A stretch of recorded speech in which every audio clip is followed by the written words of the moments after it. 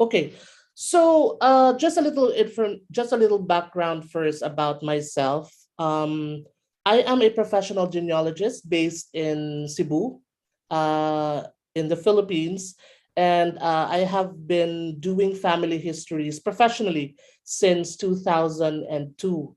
So, although my interest in tracing my own family history started way back in 1994, so I have more than 25 years of genealogical background.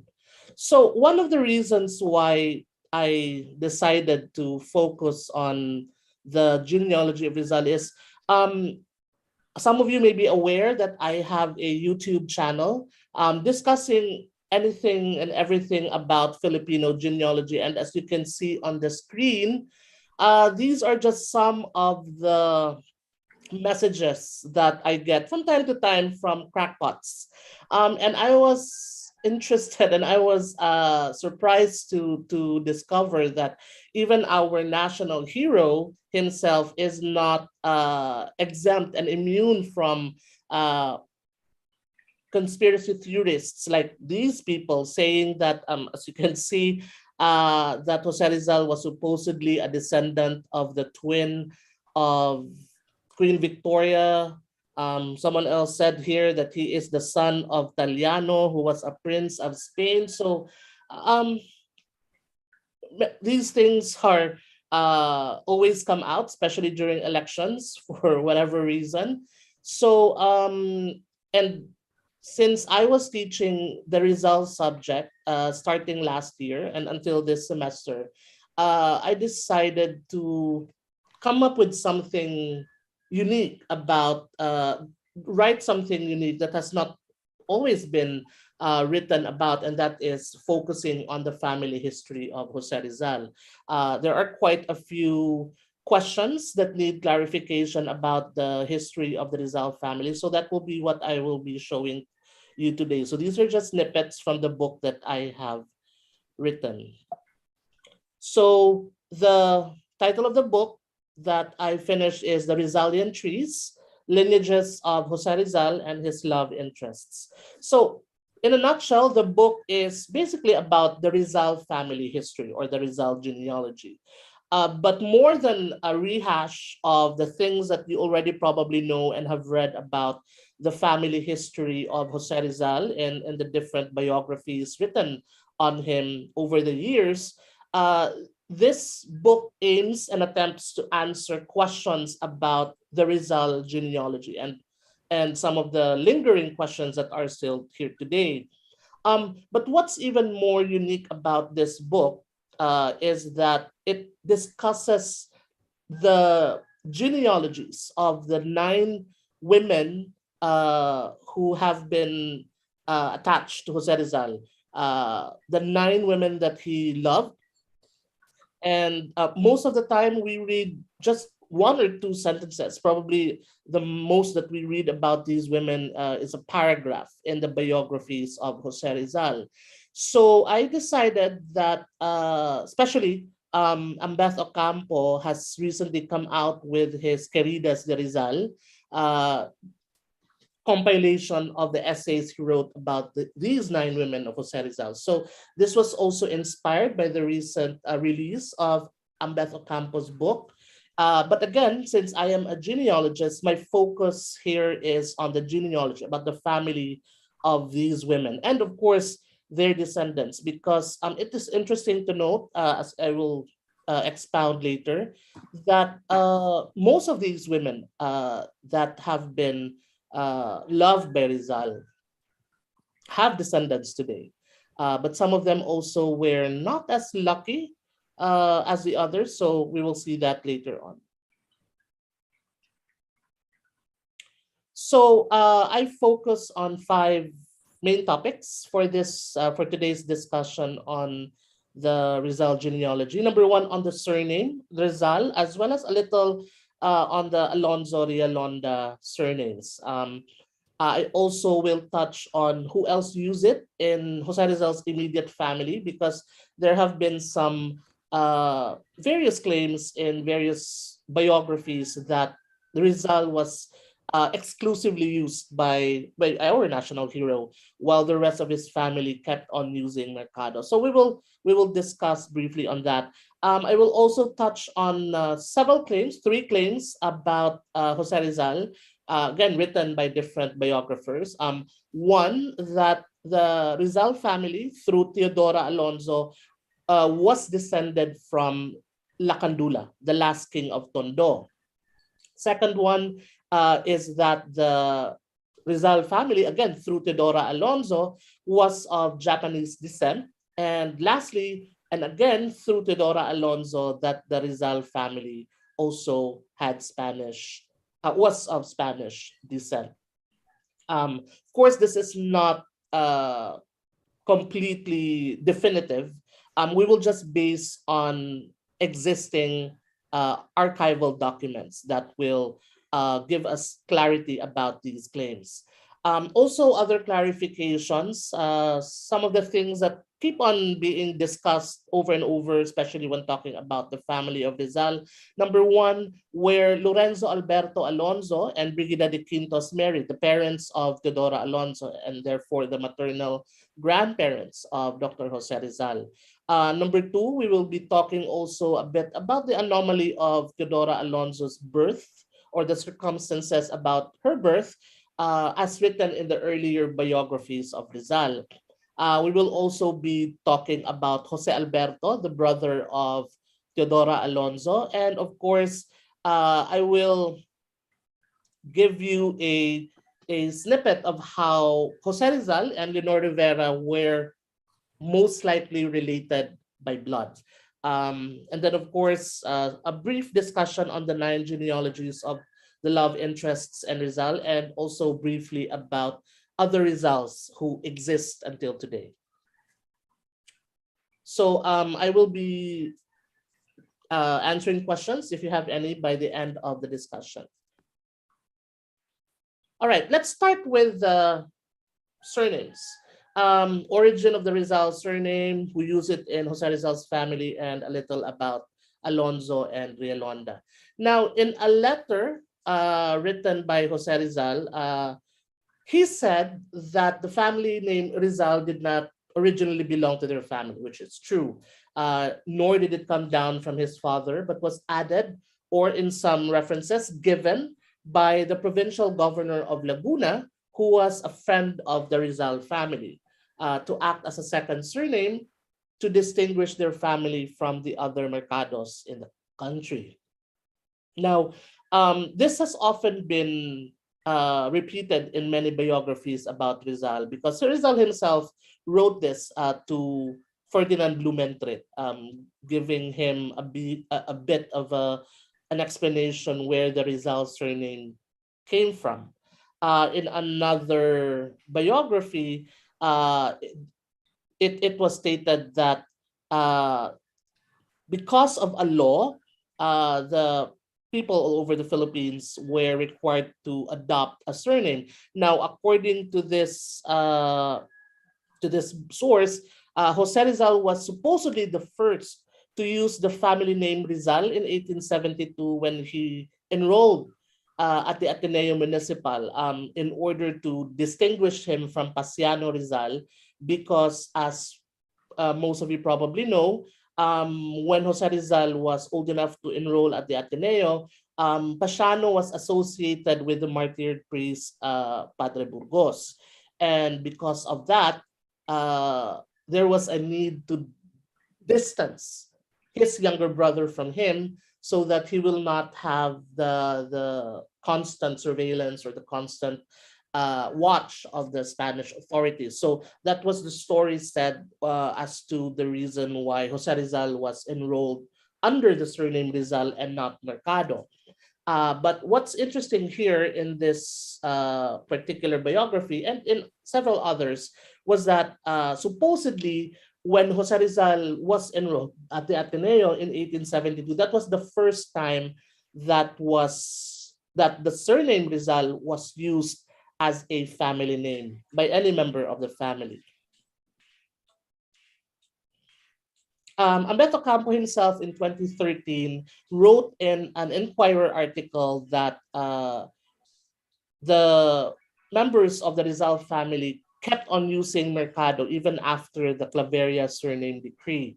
And again, there is a mention once more of the story about the provincial governor who was a friend to the Rizal family, giving the surname Wow. Rizal to the family for their And use. then, But here's the reality. and then Uh, nasusulat ko.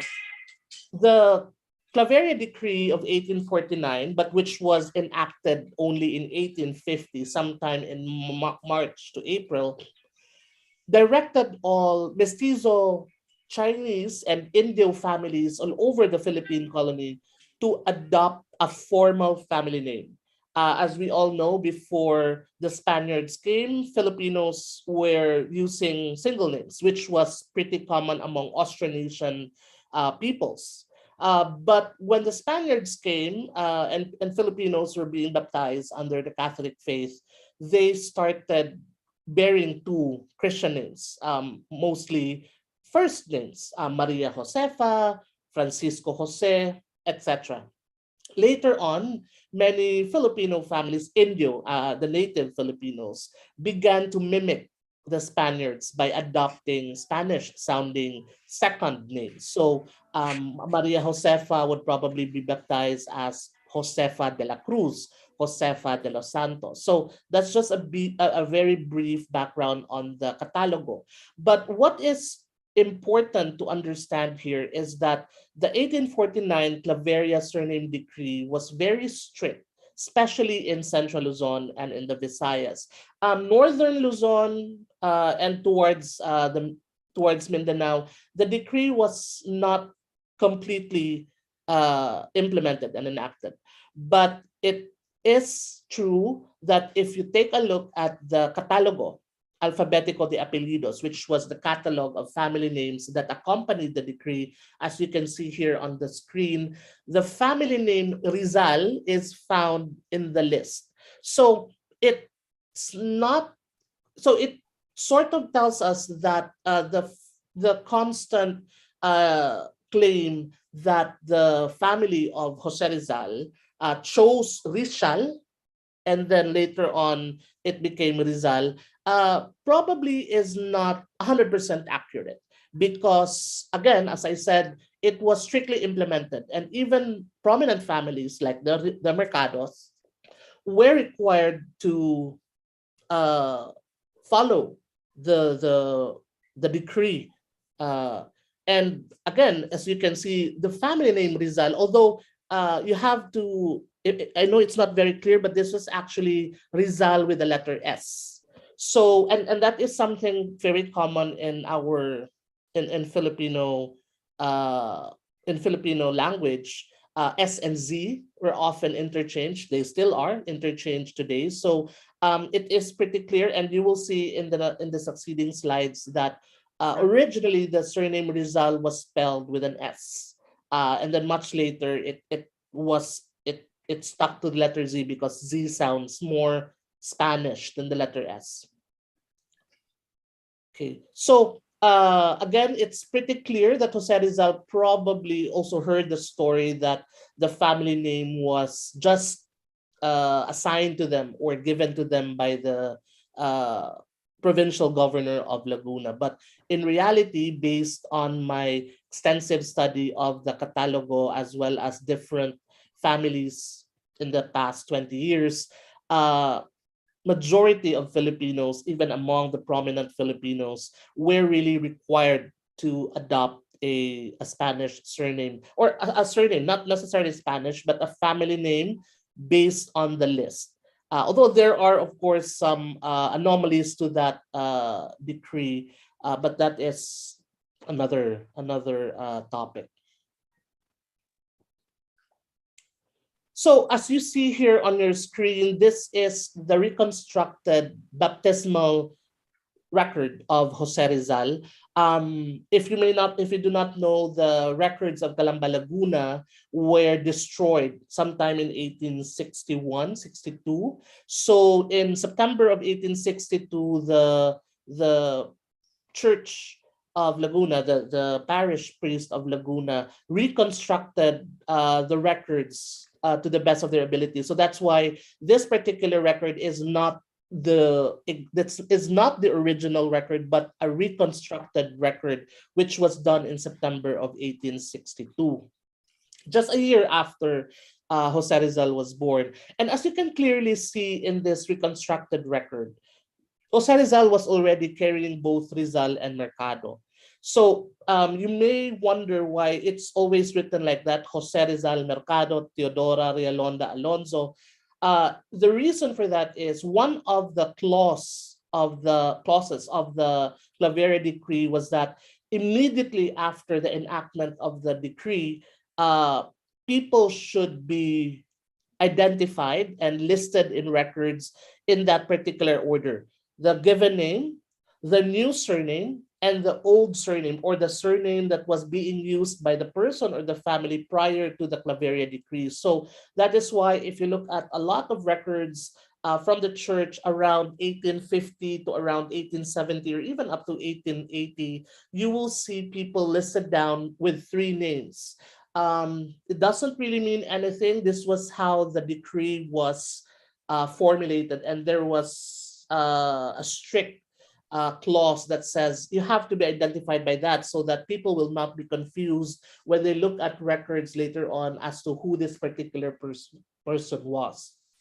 So, as you can see in the reconstructed baptismal record of Jose Rizal, his father was also identified here as carrying Rizal and Mercado. Notice that the letter that Rizal is spelled with an S. Again, there's really nothing to it. There was an interchange of S and Z most of the time. Curiously, Teodora Alonso here is not listed as an Alonso, but with her new surname of Rialonda. I have no explanation, to be honest, why she is only identified as Rialonda and not Rialonda Alonso, which should have been the case. But you will see in later records that for some reason she is identified in that particular way. Okay, so this is Jose Rizal's baptismal record. Another record here is of Saturnina Rizal. Interesting to note that among the children of Francisco Mercado Rizal and Teodora Alonso, Saturnina was the one born before the enactment of the Claveria surname decree. And thus, among the 11 children, she was the only one baptized without the Rizal surname, because this was not yet, she was born before the Claveria decree. That's why she is written down here only as Saturnina Mercado. Now, Francisco again is written down as Francisco Rizal Mercado, because this was already the reconstructed record of 1862. And Teodora again is only identified as Arielonda. Same with Pasiano. Now, interestingly, with Pasiano's baptismal record, Teodora is identified as Teodora Alonso Rialonda, although it should have been Teodora Rialonda Alonso. But this is what I mean, that there were also some anomalies in how records were written, especially after preceding the surname decree of 1849. But the children of Francisco and Teodora, as well as Francisco Mercado, were consistently identified and written down as Rizal Mercado. It has always been consistent that way. Only the name of Teodora, probably this is also due to the questions lingering the marriage of her parents, which we will go to in the next few slides.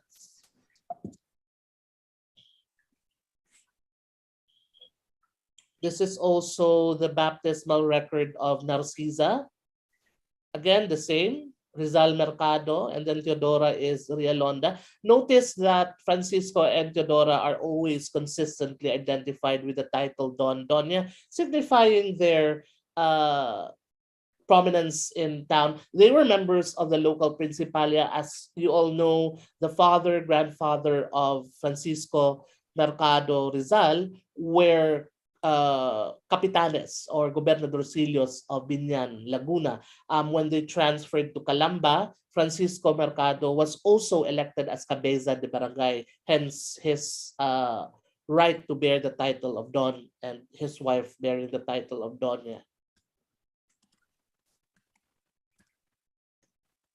This is the reconstructed baptismal record of Olympia. As you can see, Olympia Rizal Mercado. Again, Teodora is only Teodora Alonzo. Rialonda. And this one is of Lucia Rizal Mercado. And this one is Maria Rizal Mercado. And finally, that was the last of the children that we can find. All the other records, unfortunately, are lost or destroyed. Or maybe I have missed them, but these were it was only up to Maria that I could find the record. So speaking of it's clear here that it's not true that Jose Rizal was the first to use the Rizal surname, which was in 1872. It is very clear from these records going back as far as at least 1862, which is the time when all the records that were destroyed prior to 1862 were reconstructed. We can clearly see that as early as 1862, when Jose Rizal was just 1 year old, members of his family were already carrying the Rizal surname together with Mercado. You can see here also later on in 1891, the baptismal record of Ramon Trinitario Quintero, the son of Soledad Rizal. Soledad is still consistently written down, even 40 years after the Claveria decree. The family was consistently listed as Rizal Mercado. So was the father, Francisco Rizal Mercado.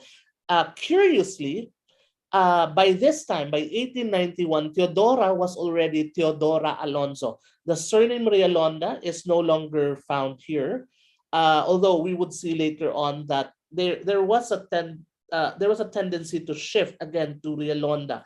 But we know for a fact that Alonzo was really the old surname of Teodora's family. As far as records show, it can be traced as far back as 1794 in Santa Cruz, Manila. So it is an old surname. For some reason, I don't know why they decided to adopt a new surname, because the decree also stipulated that if you can prove direct surname usage, even if it wasn't part of the catalogo, but if you can prove that you've been using it for at least 4 generations, then you can keep your old surname. That's why we have a lot of Kapampangan families today. If you take a look at their family names, it sounds more Filipino than Spanish, because they were allowed to keep their existing family names because they were like Macapagal, or even like the family name of President Magsaysay, which existed way before the Claveria decree.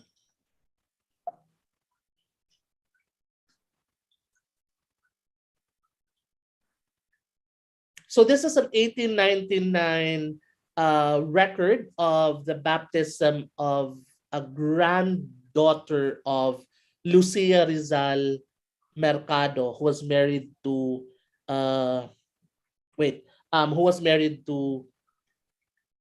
Mariano Herbosa. Now, as you can see in this record, the one I highlighted, this is 1899, a year after the start of the Philippine Revolution. You can see that Lucia is still consistently identified as Rizal Mercado. So the Rizal Mercado name was considered a package, a compound, or we call it a compound last name, meaning if Tashano had male children rather, or Jose Rizal had male children and descendants today, there is a tendency that it could have been Rizal.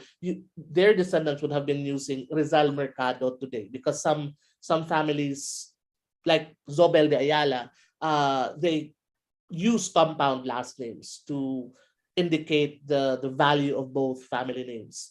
And you can see here, Teodora was still alive in 1899, obviously, and she was the great grandmother here. She was also the madrina or the godmother to her own great granddaughter, Maria Paz Natividad. Uh, Her name here is Teodora Rialonda Alonso, which now clearly states that the family has stuck to the family name Alonso as well, but they made it compound. So you can see that the family consistently used that. Even Jose Rizal in 1881, when he stood as godfather, Akin na yung ano ko. Jose Cake, nandun yung... Mercado, Hindi, naka-open na ba siya? Hindi pa. Saan ko ba i-open? Hindi ko kasi makita yun ang problema ko. Pag ganun, ma'am. Yan. Shake mo muna. Ah, Shake. okay. Open. Oo. Hindi ko kasi I-shake. binasa. Ayaw. Ayaw talaga. Ayaw.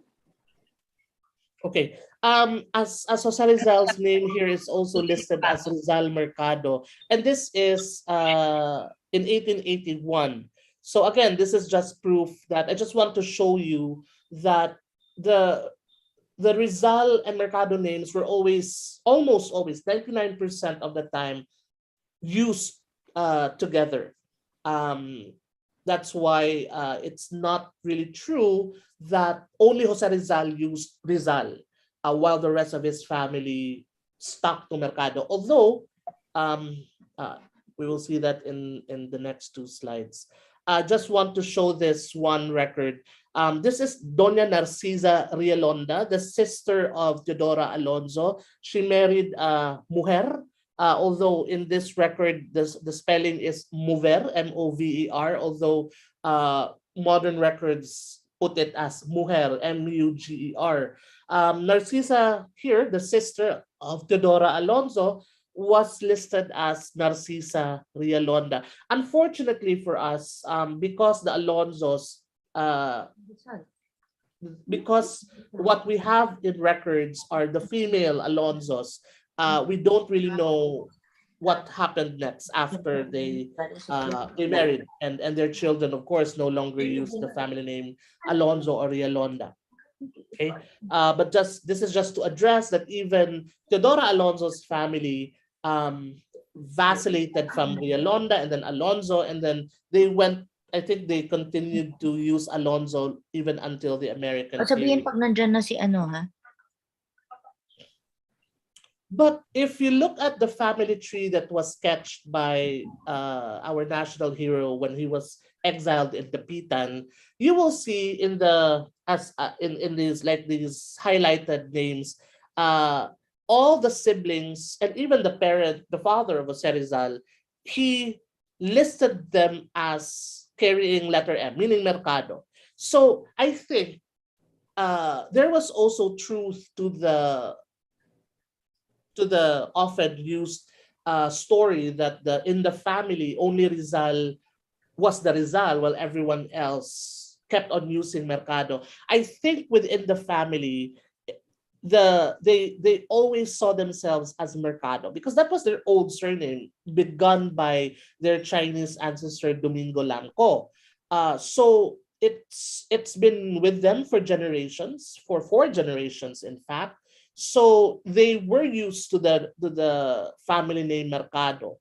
Jose Rizal was, of course, because of his enrollment at the Ateneo and later on usage of the Rizal even in his own novels, was the one who consistently used the family name Rizal. So we have here proof, at least in the eyes of Jose Rizal, that as far as his family was concerned, everyone else used Mercado, but he was, as you can see, although he is written as Jose R, so meaning Jose Rizal, everyone else was written with the M surname or Mercado. But of course, we also cannot argue with the fact that records from even as far as 1862 until even 1899 would show that the family did not just use Mercado, but consistently use the compound surname Rizal Mercado.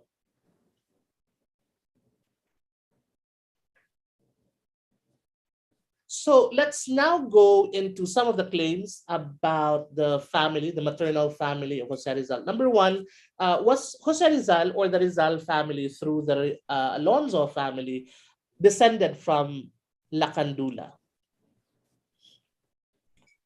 This particular claim started in 1928 when Austin Craig wrote in the Philippine magazine on Rizal's lineage that Jose Rizal's mother was descended from the old Visayan Rajas of Manila, the family of Raja Matanda, his nephew Suleiman, and his cousin Lacandula.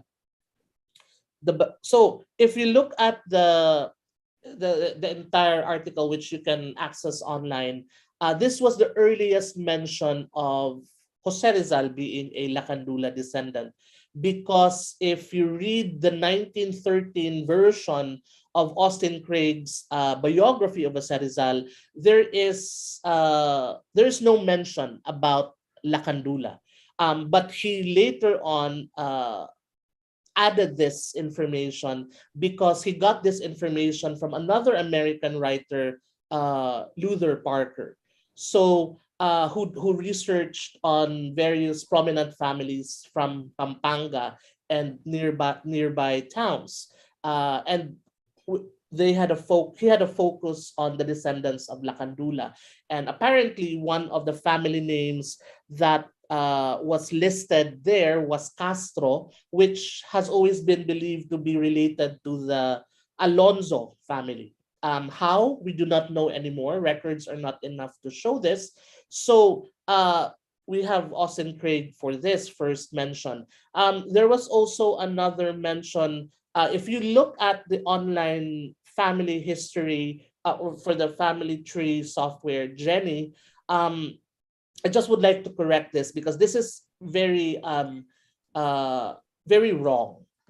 Because if you look at how Jose Rizal is, this is by the way from the official, with the master profile of Jose Rizal in the Jenny. Jenny is like the wiki. For those who are not familiar with Jenny, Jenny is like the Wikipedia for family trees. So if you look at the connection here, supposedly Jose Rizal was the fifth great grandson of Lacandula, but this is very erroneous because Jose Alonzo, the grandson of Lacandula, was born in the late 1500s, while Gregorio Alonso was born in the mid 1700s. That's almost 200 years of gap between Gregorio Alonso and Jose Alonso. So clearly, this particular connection is a stretch, a very long stretch.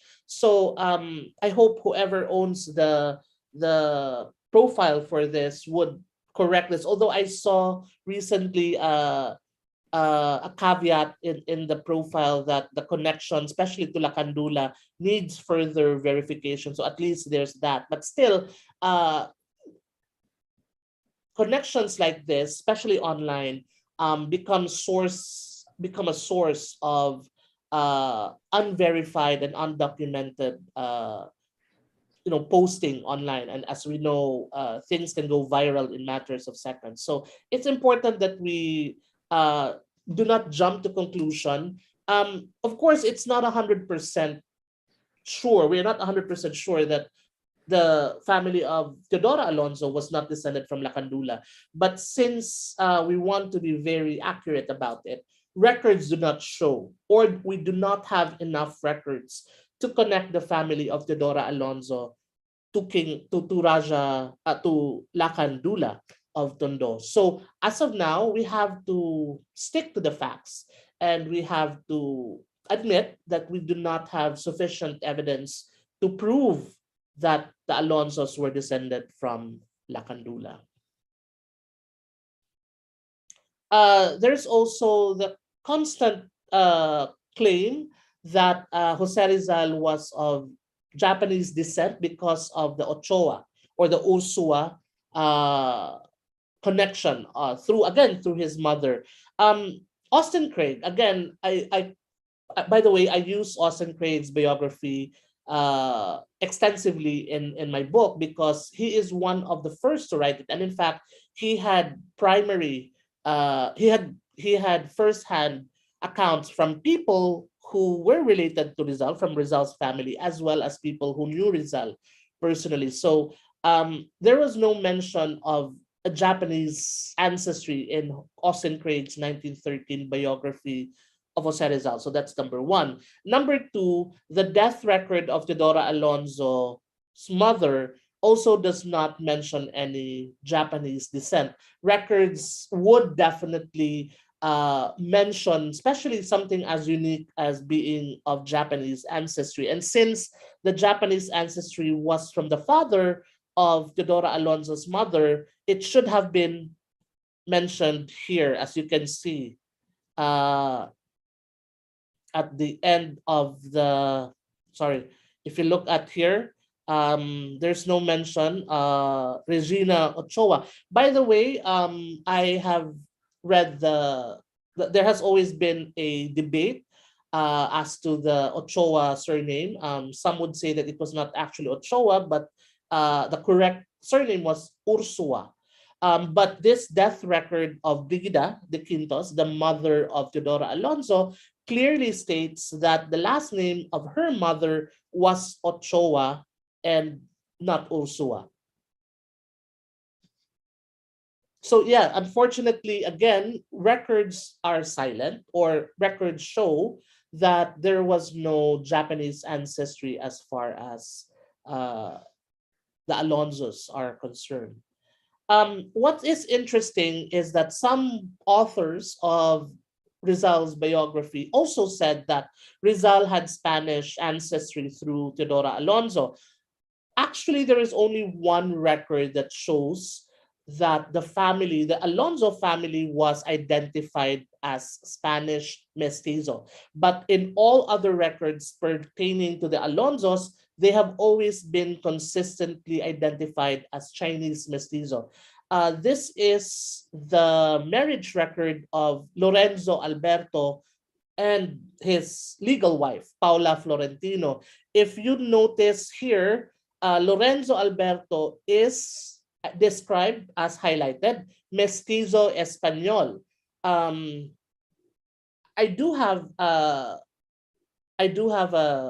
a theory why he was erroneously identified as a Spanish mestizo here. The marriage of Lorenzo and Paula Florentino happened in Vigan.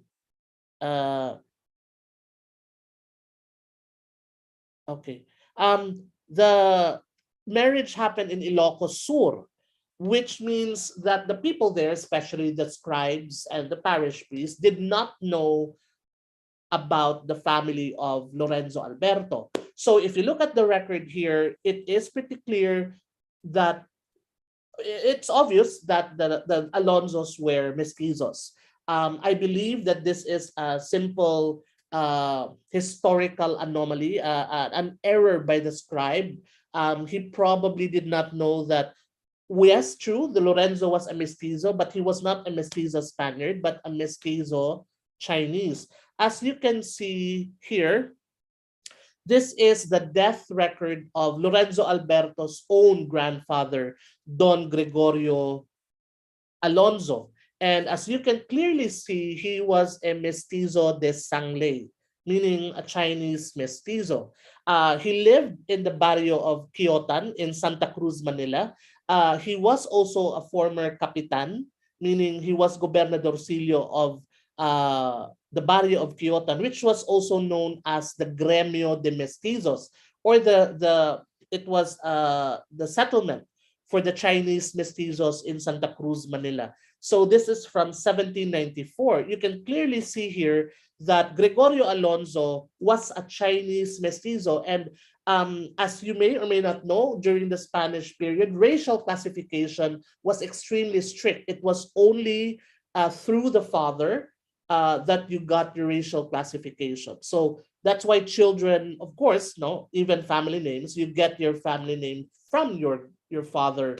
So that's why if you look at the records, it would not make sense for the grandfather of Lorenzo Alberto to be a Chinese mestizo while he would be a Spanish mestizo. So again, I strongly believe that that was a clerical error, and I think ignorance on the part of the scribe and or the parish priest of Vigan Ilocos Sur when Lorenzo Alberto was married to Paula Florentino.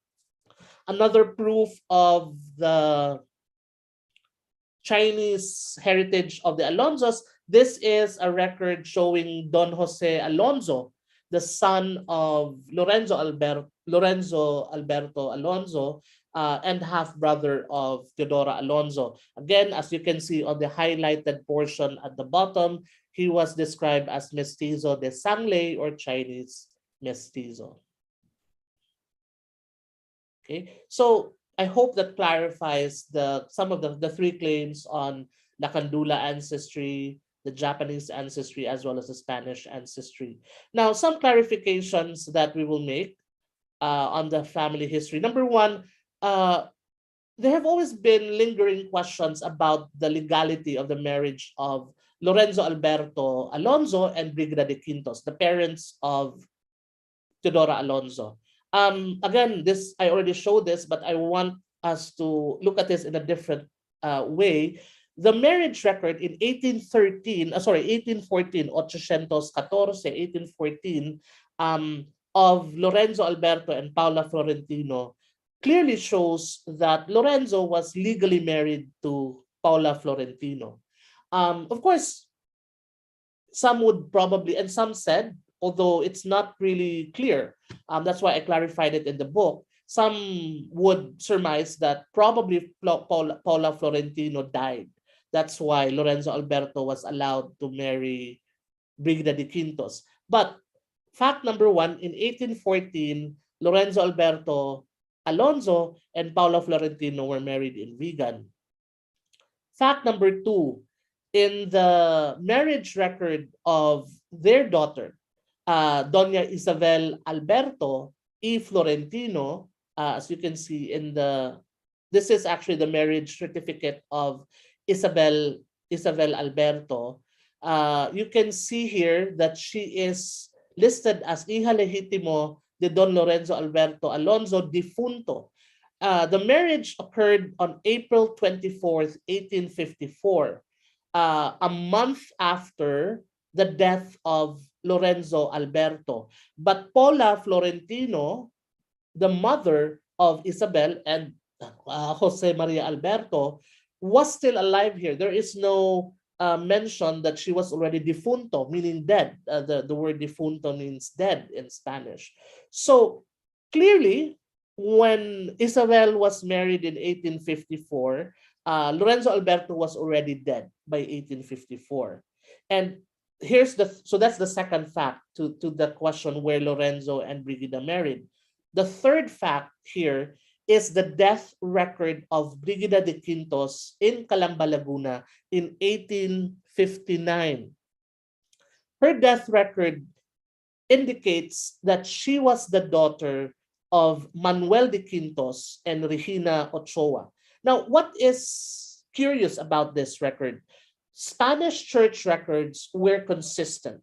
They followed a template. There was a rule.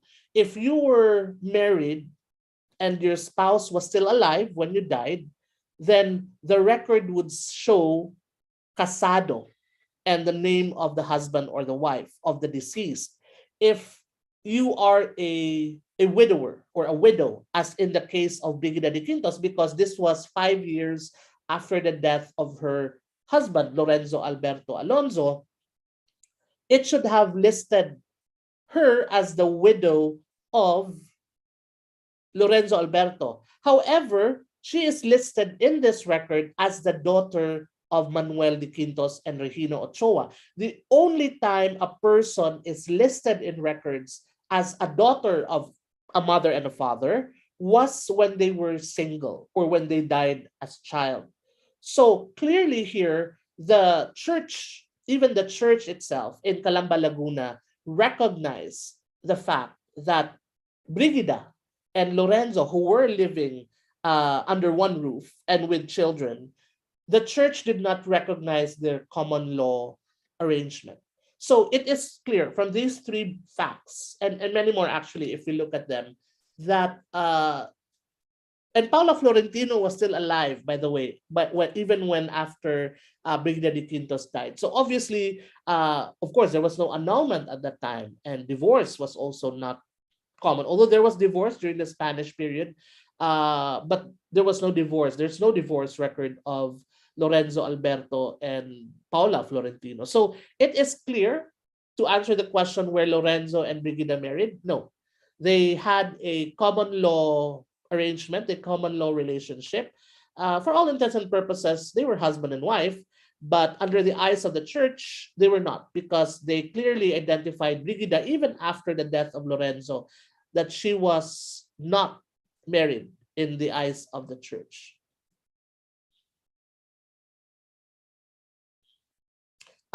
There's also the mystery about Teodora Alonso's birth.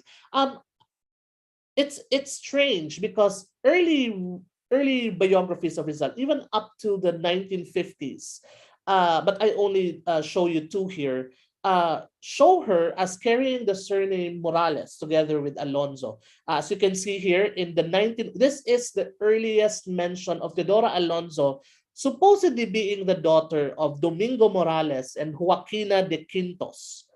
Strange, because there is no Alonso between Domingo Morales and Joaquina de Quintos. Although the Quintos there is kind of strange as well, because it connects her to the one that we know of, Brigida de Quintos. Probably the record that is mentioned in this particular article of them being Spaniards probably is one of the roots also of the claims that Teodora Alonso was of Spanish heritage. But who was Domingo Morales? Who was Joaquina de Quintos? Unfortunately, the baptismal record of Teodora Alonso does not exist, because records from 1798 up to sometime in 1828 in Santa Cruz, Manila, where they were available as of 1976, but they were too brittle that if you opened one book, the pages would crumble, according to the documentation of the LDS, or the Church of Jesus Christ of Latter-day Saints, when they started to microfilm the record. So unfortunately, this would always remain a mystery, because in another book, Galeria de Filipinos Ilustres by Manuel Artiga in 1918, he was able to see the baptismal record of Teodora Alonso, well, supposedly of Teodora Alonso. The name Teodora and the last name Alonso, they're both very common. So this is not 100% sure, but Manuel Artiga quotes the baptismal entry of this particular Teodora Alonso, which was also the source of Austin Craig in his 1908 article about the lineage of Rizal. As you can see here, again, this means that Teodora Morales Alonso, daughter 6 days old, daughter of Domingo Morales and Doña Joaquina Quintos, Españoles Vecinos de Sibacon, which is also a part of Santa Cruz, Manila. Now, this is interesting because biographers kept on quoting this particular entry without explanation at all as to Teodora Morales Alonso, the connection to Domingo Morales and Joaquina Quintos. In my opinion, this is not the correct Teodora Alonso. Obviously, Austin Craig himself corrects his own article. Remember, his first article was in 1908. Again, that's the first mention of Teodora Alonso being the daughter of Domingo Morales. But when he wrote the definitive biography of Jose Rizal in 1913, he already does not mention this particular entry, and in fact writes that Teodora Alonso was the daughter of Lorenzo and Brigida de Quintos. So I think this was just the earliest record that the historians were able to find that says Teodora Alonso. But again, as I said, Teodora is a very common first name, and Alonso was also quite common and popular. even in Santa Cruz at that time. For all they know, Teodora was born in Calamba, Laguna, because there was also constant movement from Binyan and Calamba to Santa Cruz, Manila. So probably the early historians focused only on Santa Cruz because that was the belief that Teodora was born in Santa Cruz, Manila. But in my opinion, she could have probably been born in Laguna and not in Santa Cruz.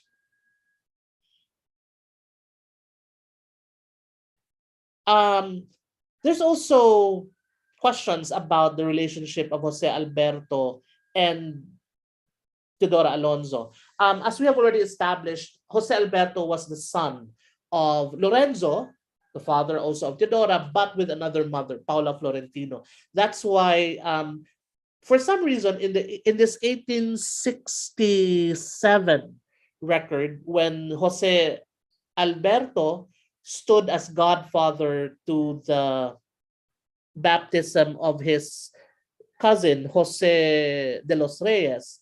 Jose Alberto is written down here as Don Jose Maria Alonso Alberto, meaning as early as 1867, he was still carrying the family name Alonso, which means that's also one of the reasons why some historians have confused him to be a full brother of Teodora, but actually he was a half brother, not a full brother. He was an older half brother of Teodora Alonso. But later on, you will see this is from a 1901 baptismal record of Jose Alberto's granddaughter. You will see that he is now listed as Jose Maria Alberto y Florentino. So there's an emphasis on his middle name, his mother's family name of Florentino. So you can see here that as of 1901 and even earlier, up to 1898, 1899, baptism of the grandchildren of Jose Alberto, all his children and grandchildren consistently used Alberto without the last name Alonso anymore. So clearly, this was maybe a way to distinguish their branch from the branch of the children of Lorenzo and Brigida de Quintos, who kept using Rialonda Alonso and later on dropped Rialonda and stuck to Alonso, while the children of Lorenzo Alberto and Paula Florentino dropped Alonso later on and stuck to the last name Alberto.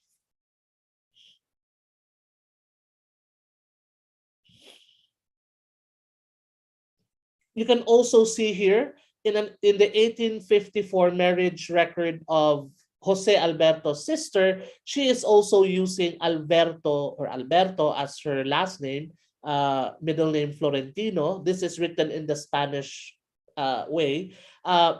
Curiously, in 1867, she is also identified as using Alonso Alberto. But unfortunately, of course, these are the only two records so far that I was able to find. And I found this in Spanish, in the Spanish archives, which can also be accessed online, showing the variation. But later on, as we will see, at least in the person of Jose Alberto, they dropped the family, his branch of the family dropped the last name Alonso completely, and they stuck with Alberto as their last name, as their descendants do today. So none of their descendants carry the last name Alonso.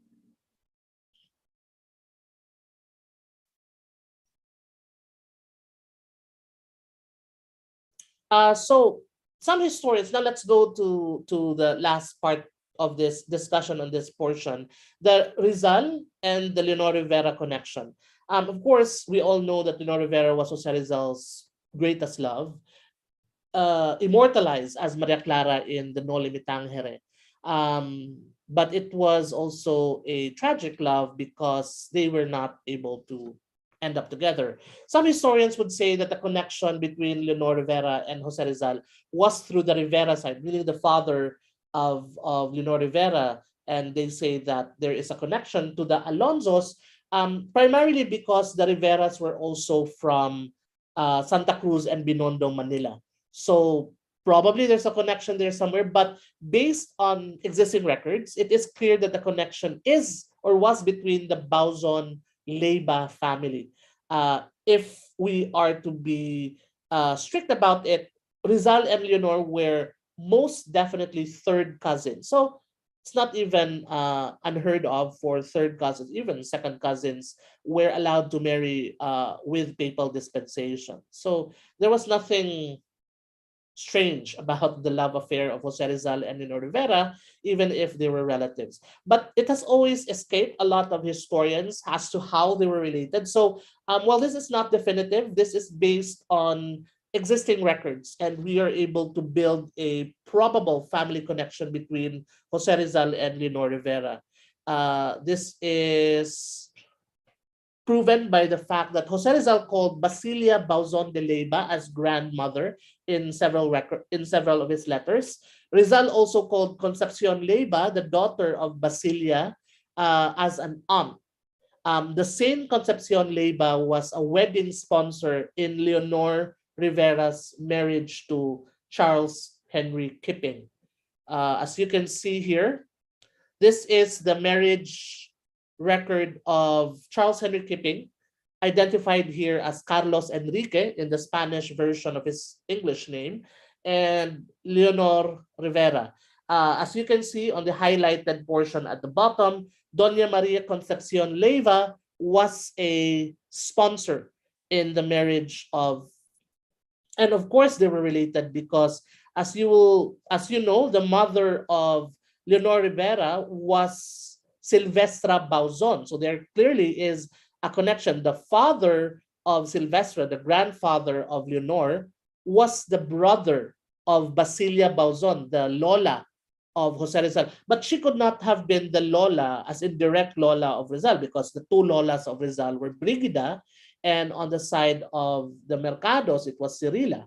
So obviously, the connection, this is not definitive, but based on existing records, we can surmise that the connection was between Brigida through the Quintos line and the Quintos, because another clue here was that the Bauzons were also from the same place in Lingayen where the Quintoses were from. So the connection was definitely from with the Quintos and the Bauzon Leyva connection. So if we are to plot it in a family tree, this is how it would show us, showing Leonor Rivera to be the third cousin of Jose Rizal. Again, the connection was through Jose Rizal's mother, Alonzo. The Mercados were pretty, they were just there in Binyan, Laguna. So that's why they did not have that many connections as the Alonzos were. The Alonzos were everywhere. They had connections to Northern Luzon, they had connections to the capital in Manila, and they had connections to Laguna as well. So most definitely, the connection between Rizal and his immortal love, Leonor Rivera, were through the Bauzon and the Leyva families. Connection through the Alonzo as well. Okay, so just I have a more detailed discussion on the genealogies, but these are just some interesting tidbits. We're almost done now. Interesting tidbits of Jose Rizal's love interests. We know for a fact that these were the 9. First love was Segunda Katimbak, and then he met Leonor Valenzuela in 1878. A year after that, he met Leonor Rivera, or had a relationship with Leonor Rivera. And then later on in 1883, he had a relationship or a love affair with Consuelo Ortiga, who was a Spaniard. And then when he went to Japan, he had a fling with Seiko Usui. Of course, she is commonly known in Philippine history books as Osei-san, but her name was Seiko Usui. And then in that same year, he met Gertrude Beckett in England. Although it was a one-sided love affair, it was Gertrude who was very in love with Jose Rizal. A year later, he went to Belgium in Brussels. Take note, the picture here has always been used to represent Suzanne, Phil. But the picture here is of Suzanne Phil's aunt, Suzanne Jacobi, who was erroneously identified as Rizal's Belgian girlfriend. But in fact, it was not her, but it was her niece who was the Belgian fling of our national hero. Unfortunately, we do not have a picture of Suzanne Thiel, so let's just use the picture of her aunt, Suzanne Jacobi. And then in 1891, he had a love affair with Helen Nelly Boosted. And finally, in 1895, he met and later on lived with Josephine Bracken, who was Jose Rizal's last love. She was also his dulce extranjera and his errante golondrina. So just a few trivia. Two of Jose Rizal's love affairs died single and alone, unfortunately. Gertrude Beckett was so in love with Rizal that she remained a spinster until her death in 1954, 1952. Consuelo Ortiga, was more actually she had a sadder life. She became orphaned at an early age. She lost her father and mother. She inherited, of course, her father. She was from a rich Spanish family. Her brother went back to the Philippines later on, and died in the Philippines. So she was all alone in Spain. She was engaged to Eduardo Delete after she broke her relationship with Jose Rizal, or after Jose Rizal left her. But unfortunately, her engagement with Eduardo Delete was also broken, and she died alone and without anyone in 1906 in Spain.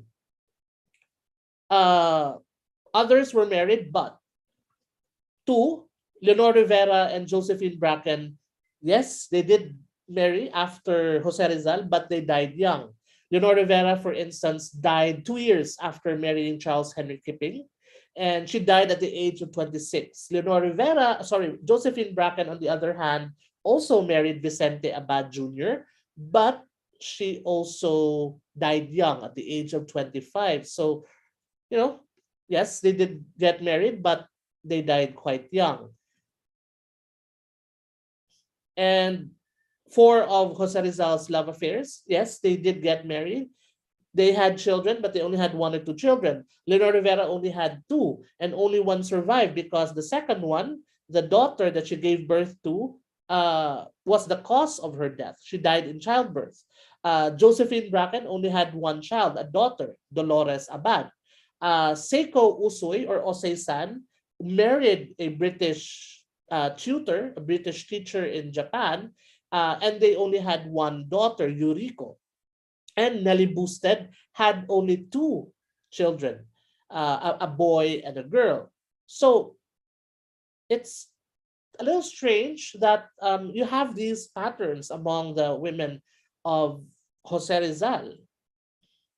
And then there was also one, again, this is supposed to be Suzanne Thill, but this is a picture of her aunt Suzanne Jacobi, which has always been used to represent her. She got married in 1920, almost 30 years after meeting Jose Rizal. So it took her 30 years to get over our national hero. But since she married quite late, she was almost 50 when she got married. She did not have any children, so she has no descendants today. And very one interesting love affair of Jose Rizal, Nelly Boosted, the half Malaysian, half 1/4 Filipino, 1/4 British, she was divorced. She got married to a British Filipino guy, and they later went to England. But unfortunately, the guy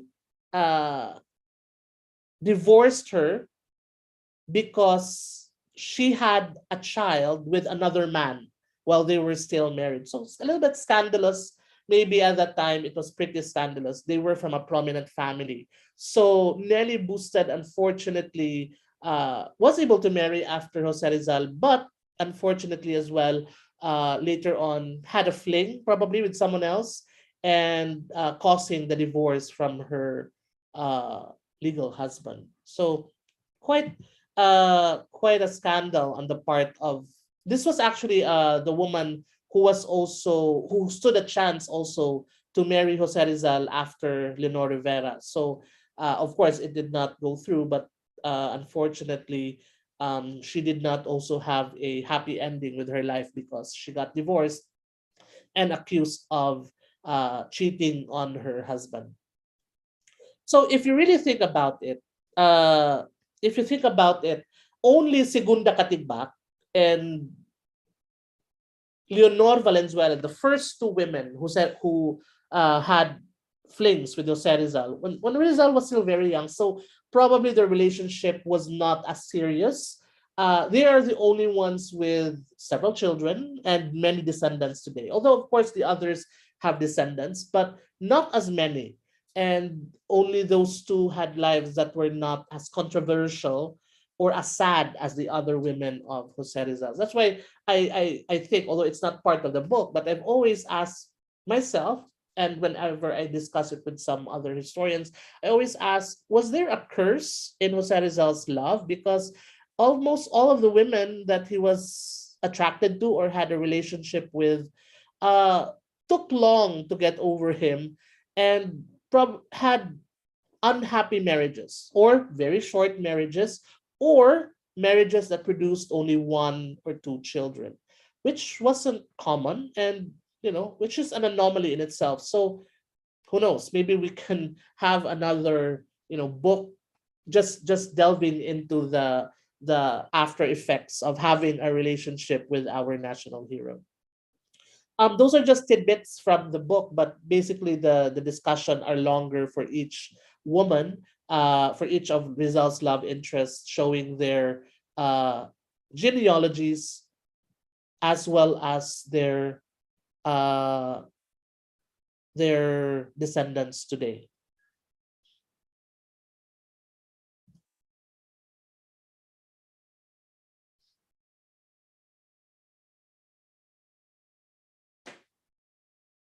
So, lastly, just a brief discussion on the possible other results today. We have this.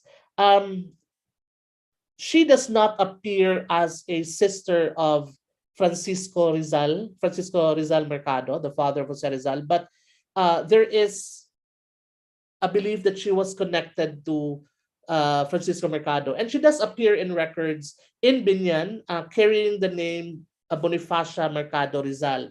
Clearly, she was related to Francisco Mercado. She could have been a sister, but Austin Craig did not catch her name when he was writing the biography of Jose Rizal. She could also have been a daughter of one of the brothers of Francisco Mercado. But she's a woman, so that means her descendants are the Yatcos and their other branches. They are from one of the richest families in Binyan, Laguna. There was also a mention of Domingo Rizal Mercado. And then again, there's a claim that he could have probably been another brother of Francisco Mercado Rizal. Unfortunately, he does not appear again in the list of brothers of Francisco Mercado, as written in the biography of uh, Austin Craig. Again, just like Bonifacia Rizal Mercado, he could have been another brother, or he could have been a son of a brother of Francisco Mercado. But these are two names that have not always been mentioned. They have not been mentioned in history books. So I wanted to also show them as possible. They're not just possible. They really are members of the Mercado family, since they used Rizal Mercado as their legal name. We do have one proven brother of Jose Rizal's father, Don Gabriel Rizal, who also followed Francisco Mercado to Calamba, Laguna.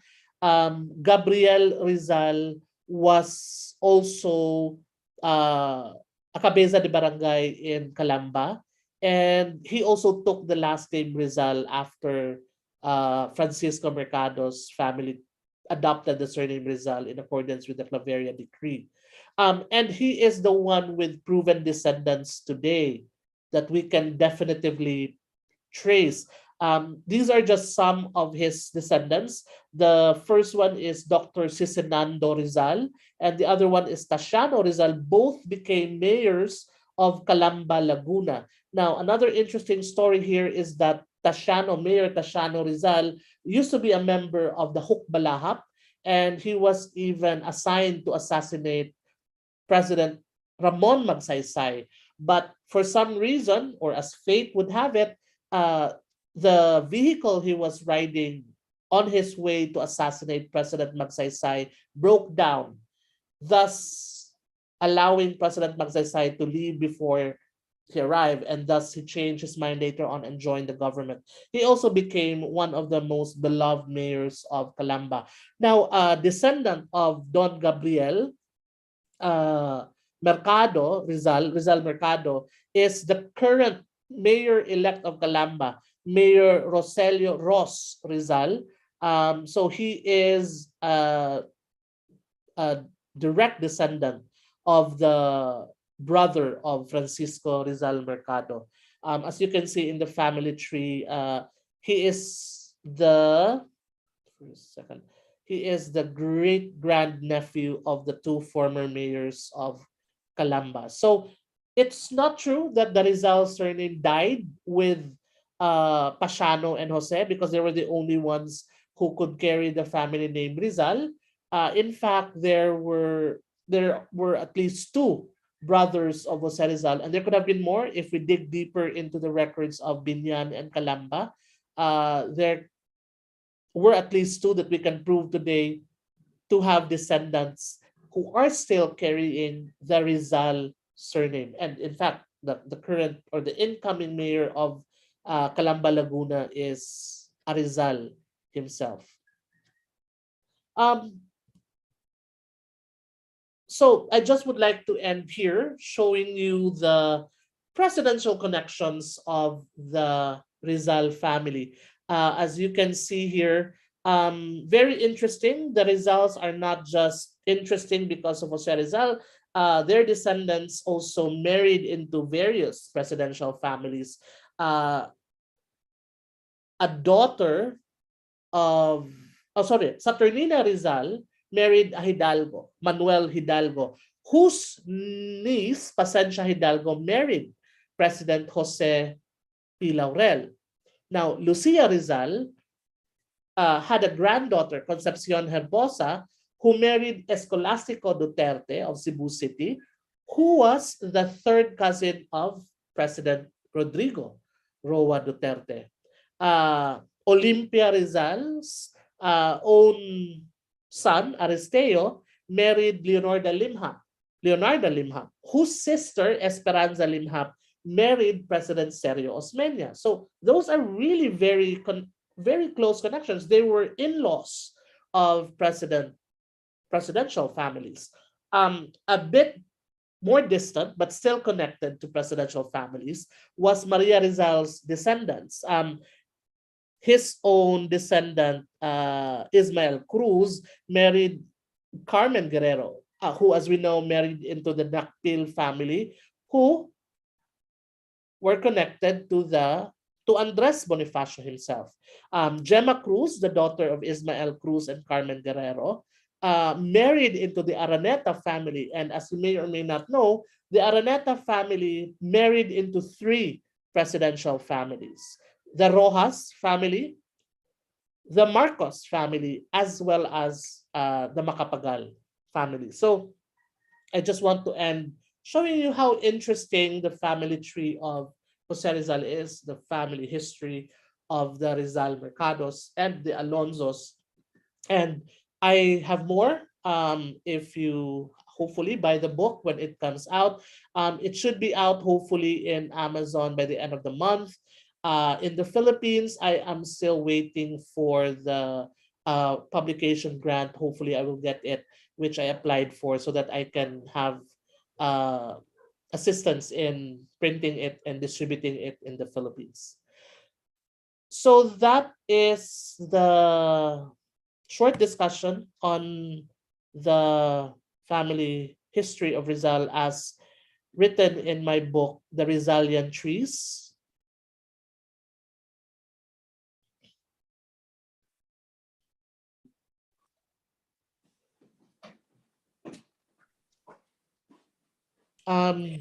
Do you have questions? Yes, please. Yes. Yes, Miss Virata. Yes, I'm Bambi Reyes Virata, descendant of Saturnina Rizal. Anyway, sorry, I had cataract surgery, so sorry I can't show you my video. Okay, Yeah, but it's anyway, okay. yeah, my question. Okay, regarding the other Rizals, as to my knowledge, it's only really the Rizal family who's Rizal. Okay, now I don't know. Please correct me if I'm wrong. The Rizal family name was also taken on by servants or people who work for the Rizals. So perhaps you could confirm this or clarify it. Thank you so much. Yeah. Yeah, thank you for that question, Ms. Virata. Actually, that was not the case with the Claveria decree. The Claveria decree was extremely strict. Brothers, even first cousins who can prove common descent from a grandfather, of course, from the male line, had to adopt the same family name. There were, as you will, if you look at the church records of Calamba, Laguna, you will see that there were siblings of Francisco Mercado who followed him to Calamba. Remember, the Mercados were originally from Binyan. Their farm was from Binyan. And as you saw, Bonifacia Mercado Rizal, who married Ayatko, stayed in Binyan. Domingo Rizal Mercado was also a resident of Binyan, Laguna.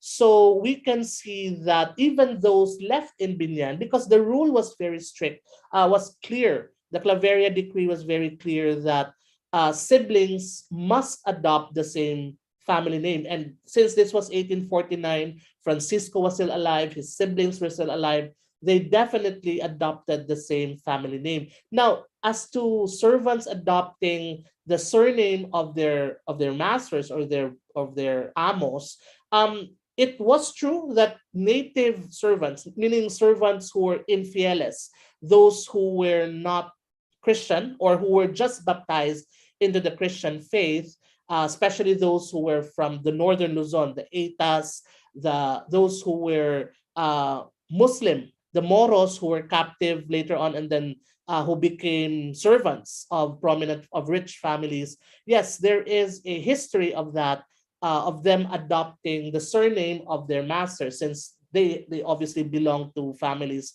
that could no longer be contacted for them to adopt their own family's last names. But as to the Rizal family and as to Rizals today carrying the surname Rizal, that's why I said we can definitively prove one Rizal, Gabriel Rizal. He was a brother of Francisco Mercado. We can definitely prove through various church records that they were using Rizal already after the Claveria decree, and the descendants can be proven generation per generation of them being descended from the same family of Francisco Mercado. Thank you very much.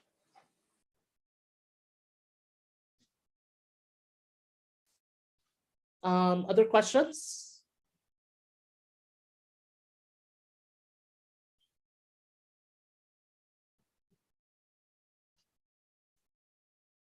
Okay, I think okay. All right. I don't see any more questions. I'm going once. Uh,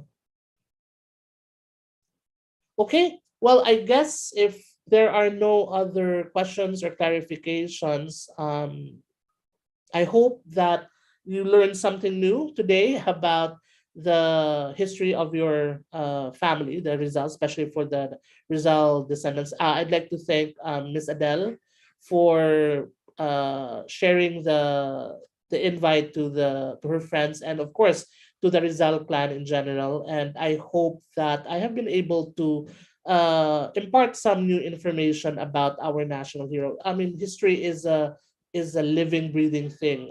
There are always new things that we can find out when we just dig deeper and explore new avenues for research. As long as we can prove our theories and our concepts, that's okay. Um, Again, I'd like to invite. I will just post it on my Facebook page, the genealogy page, where you can order the book as soon as it is out. And thank you very much for watching this presentation. And take care, everyone. Thank you very much. Thank you. for for for what Bye. Thank you, Todd. Thank you. Thank Thank you. you, Don. Very, very interesting presentation. Thank you.